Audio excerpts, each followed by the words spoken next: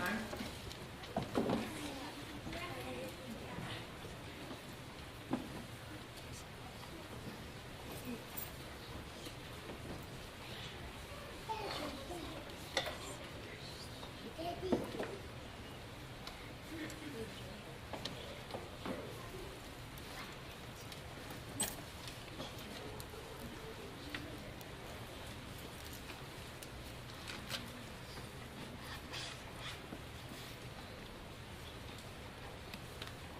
This week is the final week of our series, I Have a Friend Who. And we've talked about different specific topics, struggles that we have seen people we love walk through. Things that we ourselves have walked through, perhaps. We've talked about our friends who are ready to give up on their marriage. Talked about our friends who it's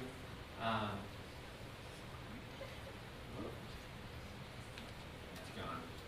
It's completely gone. Our friends who think that being good is good enough. Sorry. Maybe I need some more coffee. But one of the big ideas that has kind of stuck out to me is just how profoundly and deeply our friends need us. And when I say us, I'm referring to the church, the light of the world, those who have found the truth, those who have the gospel and have the ability to share it. They are in desperate need of the light and the grace and the forgiveness that has been given to us. When we think about our friends, we talked about 2 or 3 weeks ago, our friends who struggle with homosexuality, and how they live in a world that is bent on continuing the deception regarding their identity and the life they've chosen. Our friends desperately need the truth that we know.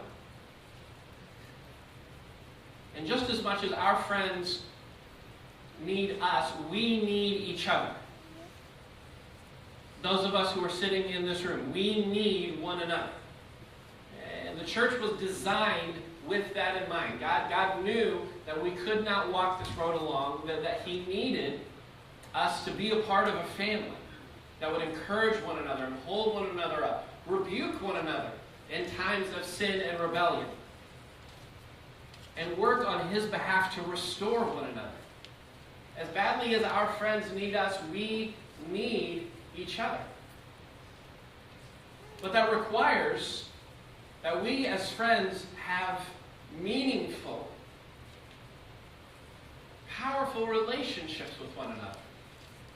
And so for the last week of this series, I wanted to kind of take a step back from a specific topic, and there's so many we could talk about. Friends that we have who may be struggling with depression, with addiction, with loneliness, with any of the things that we've already covered. And I would wager a guess that nearly everything we've talked about, there's someone who's in the room right now who is struggling. There's someone in the room right now who is struggling in their marriage. There's someone in the room right now who is struggling with parenthood, with finding purpose, with finding a reason to get up in the morning. They're confused about their understanding of God. They're undergoing temptations that they don't know how to handle. There are people in this room this morning who need you. God designed family to be this way.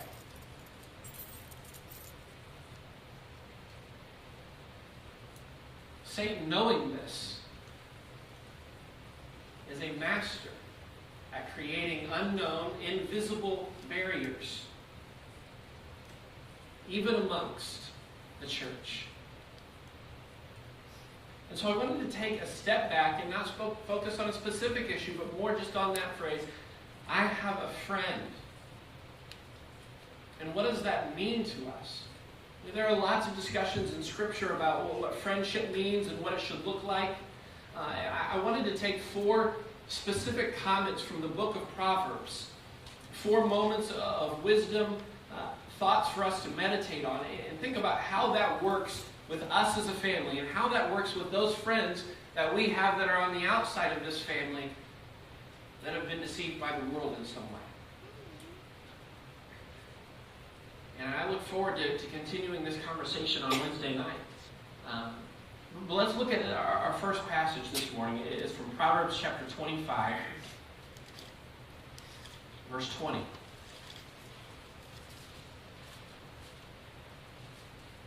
And it says this: "Whoever sings songs to a heavy heart is like the one who takes off a garment on a cold day and like vinegar on soda." Now let me confess right off the bat, that last phrase, "and like vinegar on soda," I'm confused. And there are a lot of biblical scholars who are confused too. In fact, your version may say "and like vinegar on a wound," or your version may say "and like vinegar on like nitrile," or nature, which is a salt-based compound that was used for carbonation back in the day. So that's why some translations say soda and others don't. So can I just say, like, vinegar's gross? That's just the idea I'm going to go with, okay? But here's the basic idea. Whoever sings songs to a heavy heart is like the one who takes off a garment on a cold day. I've done this so many times. Like, I am guilty of this all of the time. My wife will come home, and she will come home after having a difficult, challenging day at work. It will be discouraging, it will be depressing, it will be maddening, whatever it's been over the past 10 years in public education. There's been a lot of those days. And so my instinct sometimes is to cheer her up, to make her happy. And so I start doing the whole Justin's funny and cute routine. And it's not necessarily what she needs. And I make my funny jokes, and I make my sarcastic comments. And I'm just laughing and having a great time, but it's doing the exact opposite for my wife. There's this idea that Solomon is trying to express here, that there are those who are deep in grief and mourning and in pain. And sometimes we just come with a song and dance. And I just need to cheer them up. I need to make them happy. I need to get them out of that. I need to get their focus away from whatever is bringing them down, right? And he says that's like a person who takes off a garment on a cold day. And we all know these people too. Like sometime soon it's going to be like 32 degrees outside. And I probably have a few suspects in my mind right now, but there's going to be a couple of idiots, and they're usually guys who walk around in short-sleeve shirts, and they'll maybe even have a pair of shorts on, and they'll be like, it's not cold. It's not cold. They'll live in total denial of what the entire earth is communicating to them in that moment, that it is cold. But they just take out their coat, hey, I'm nice and warm. And that is the exact idea that comes into action when we walk into a place and we see a friend, we see somebody we love who is hurting, and we decide, I'm not going to address the issues, because that'd get messy. And I don't necessarily know what to say. I don't know how to fix this problem, and so the only thing I know to do is to try to make him laugh. I do this with Devin all the time, and it makes him so mad. Because he's mad, and he's sad, he's crying about something, and so I just do the whole dad thing where I'm like, don't smile, Devin, don't smile, don't laugh. Until he's laughing and smiling, and it just makes him angry. He'll be laughing and hate me at the same time. Have you ever done this before? Because I'm not addressing the problem. I'm not coming to him as someone who's concerned with what's really going on here. I'm just trying to make him laugh. I'm singing a song to a heavy heart. Romans 12, verses 15 and 16 says, "Rejoice with those who rejoice, weep with those who weep. Live in harmony with one another. Do not be haughty, but associate with the lowly. Never be wise in your own sight." So Paul says to us, weep with those who weep. When your friend is low, when they have been brought low by life, come to them in that low place. You know the friends of Job in the book of Job, coincidentally in the Old Testament, they get a really hard time for the words that they eventually speak. One thing that I love about the friends of Job is that after all the calamity of life that occurs to Job, the first thing they do is they just come and they just sit with him for days, saying nothing. Just simply being with him. Sharing in the sorrow, in the confusion, and in the frustration of the moment. But being in a place like this, having a relationship like that with other people requires work. It requires commitment to an intimacy that we may not necessarily have. Let's be honest, there are some friends, and they're in the darkest place of their life. We just don't have the credibility to walk in there and share in that suffering. Here, another proverb to show you what I mean. Proverbs chapter 20, verse 5. The purpose in a man's heart is like deep water, but a man of understanding will draw it out.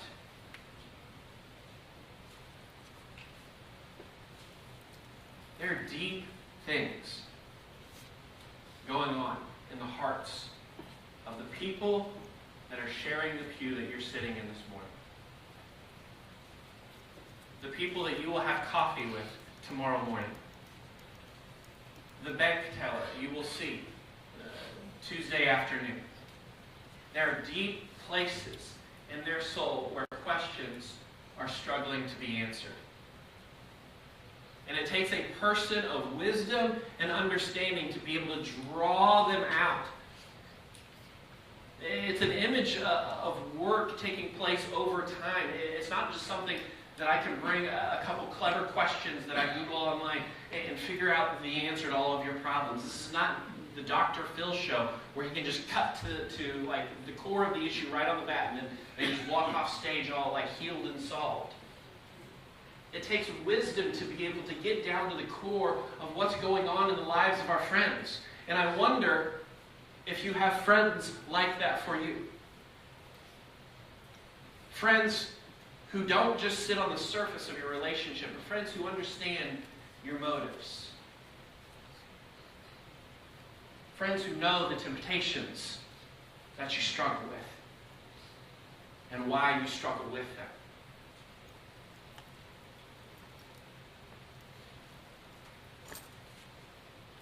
Friends that you confess sin to. Friends that you share your fears and your insecurities with. Relationships like that require work. Relationships like that require emotional and spiritual investment. Love beyond just the surface conversations we have. Even as church members, we could be so guilty of just staying on the surface in our conversations with one another.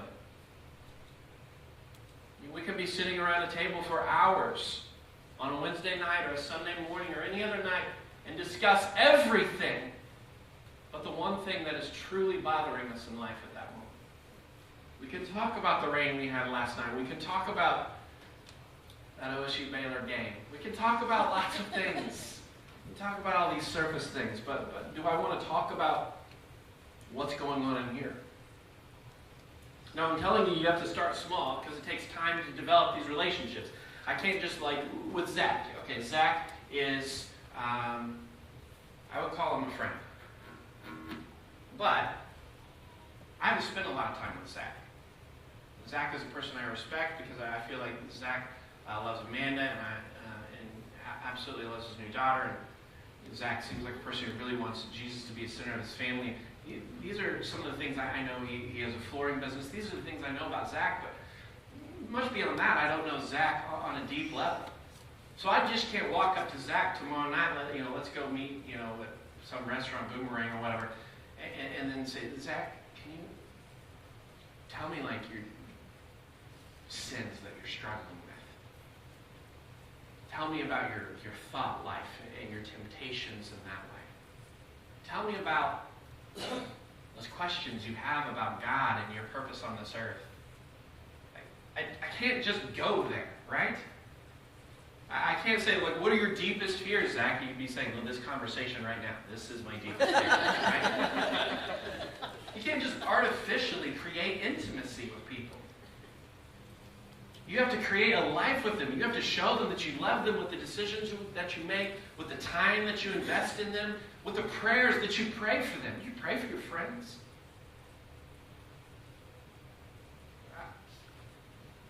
My friend, one of the friends I had when I'm growing up, and we're still very close friends, his father, when we were in our mid-20s, committed suicide. And his father was, he was one of those guys that, I considered like an alternate dad. You just spend the night over at friends' houses so much, their parents become your parents.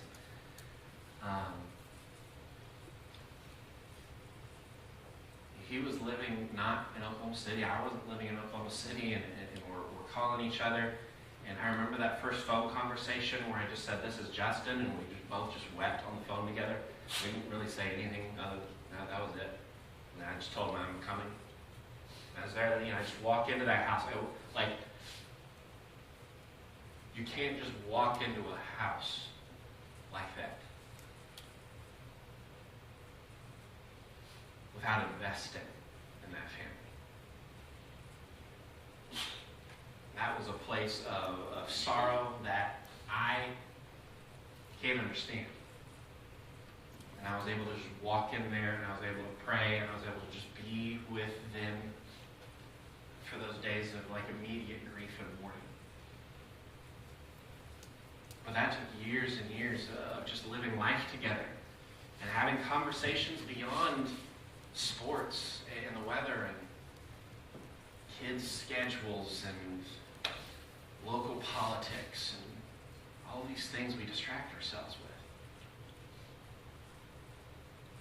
I know a lot of friends, people that I care about, that if that happened, I'm not sure I would have the credibility to just walk in there and begin to minister on that level. I believe God gives grace and power in those situations, and He overcomes some of those past weaknesses. If you want to be able to influence these friends who are lost, if you want to be able to hear and minister and encourage and rebuke those in this family that you love, you got to do the work. Proverbs 27, verse 6. Faithful are the wounds of a friend. Profuse are the kisses of an enemy. Can you testify to the truth of this proverb? I hope so. Have you ever received a wound from a friend?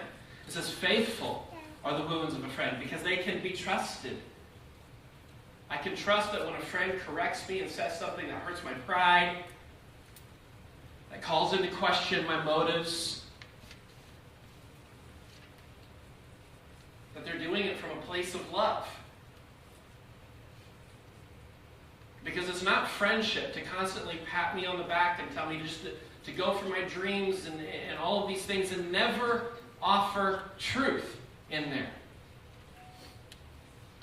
It's not true friendship to just constantly talk about, good morning, how you doing? Let's talk about work, let's talk about these things, and never go under the surface. That's not true friendship. True friendship gets messy, and you know this. You have people in your lives, whether now or in the past, that you have had maybe even some knockdown, drag out confrontations. And later on you realize nobody except someone who loves me deeply would have said the things they said. So there's two parts to this. Are you a friend who is willing to say the difficult things that nobody else is willing to?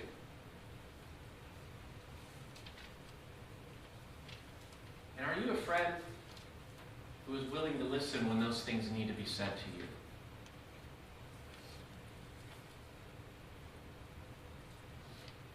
That's tough.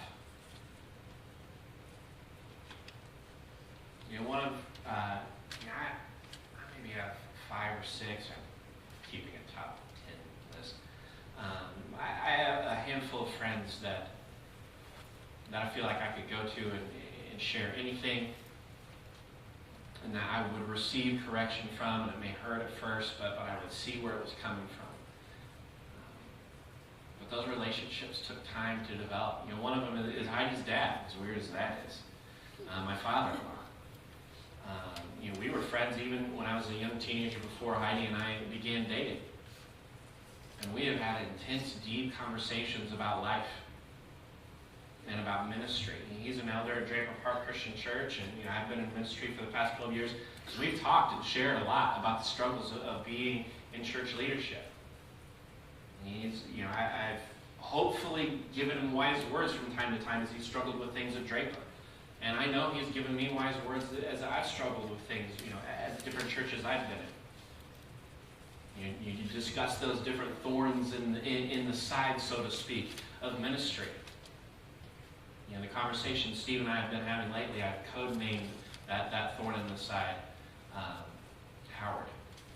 But no relation to anybody here. It's just a random word, I think.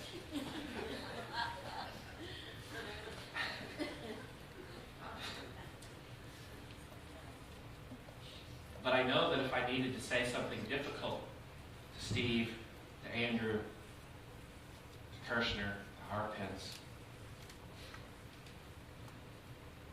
they'd be willing to listen. And I know they love me enough that they would tell me the truth when I need to hear it too.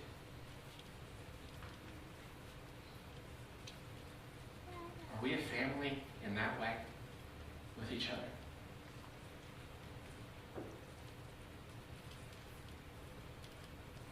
It takes work. We gotta give things up.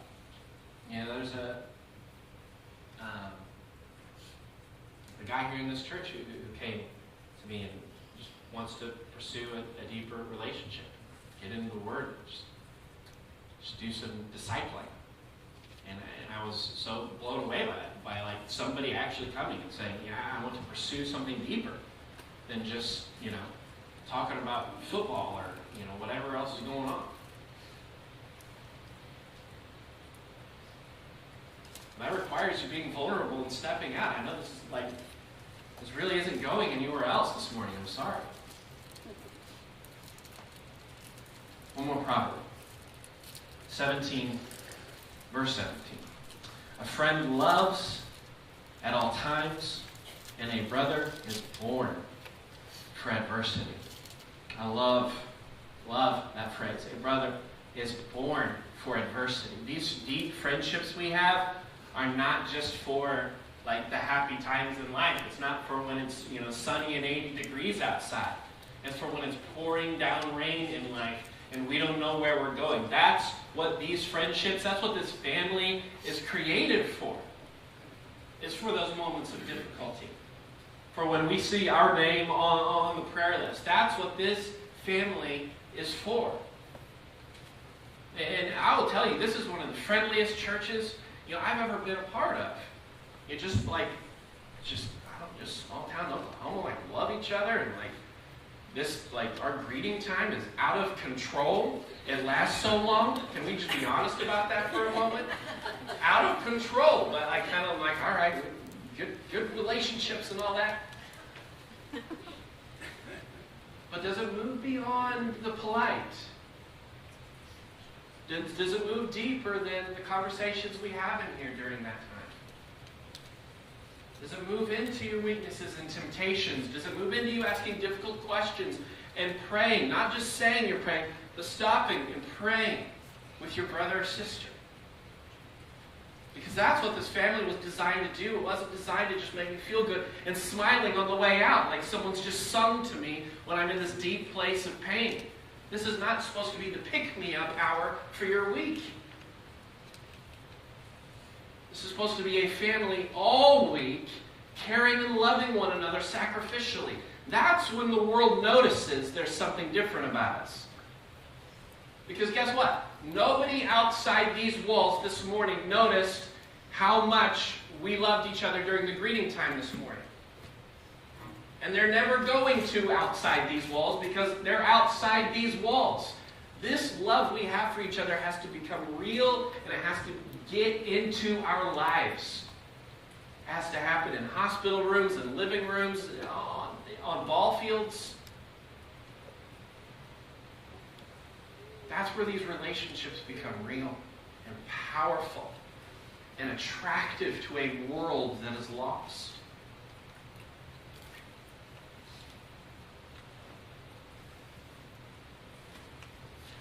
Read with me in John chapter 15. This is my commandment, that you love one another as I have loved you. Greater love has no one than this, that someone lay down his life for his friends. You are my friends if you do what I command you. No longer do I call you servants, for the servant does not know what his master is doing, but I have called you friends. For all that I have heard from my Father, I have made known to you. She's saying, you're not just my servants. You're not here just to do my bidding, and I don't really talk about what's going on. You're my friends. I've shared with you what this is about. I've shared with you the mystery of the gospel, which is God's love for the pitiful people of this world. And so will you walk with me as friends? I think it's really powerful. Sometimes we get the words mixed up in our head. Verse 12, this is my commandment, that you love one another as I've loved you. Greater love has no one than this, and this is where it is, that someone lay down his life for his friends. So often we talk about the ultimate expression of love is to die for somebody, right? In some great sacrificial way, and that is absolutely like Jesus died for us. Greatest act of love. You know, we think about people in the world that we live in who have had the opportunity and willingly laid down and died for others.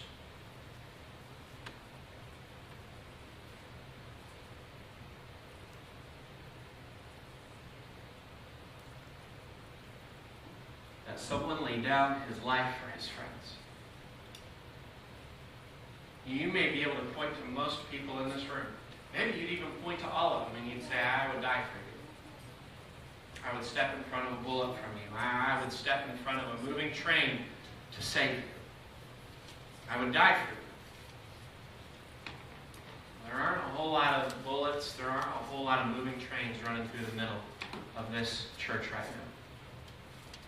And so I wonder if you would be willing, not just to die for somebody in here, but would you be willing to lay down your life for them?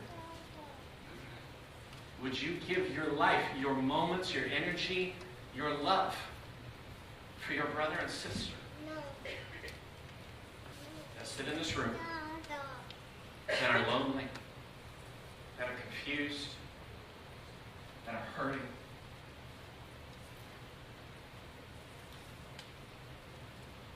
And they don't know exactly why they're here, but they know they needed to be here this morning. Let us be friends with one another. Let us love one another as Christ loved and as Christ named us his friends. Steve, would you be coming up here, and let's all be standing this morning as we come to this time of invitation. And it says that in that last proverb I shared, that a brother is born for adversity. And so often, especially when we're listing prayer requests and when we're just talking about some of these struggles in life that are happening, we can respond in different ways, right? I remember when Andrew lost his father, and being in that place, people brought food. People came and cleaned the house. People came and just did all these practical things they could. And then there were people who just sat there and wept with him and prayed with him and went through difficult moments where there were no words to say. Would you do the work you invest your life in someone in this room so that when the day of adversity comes, you are ready for the struggle? Would you come as we sing? God will make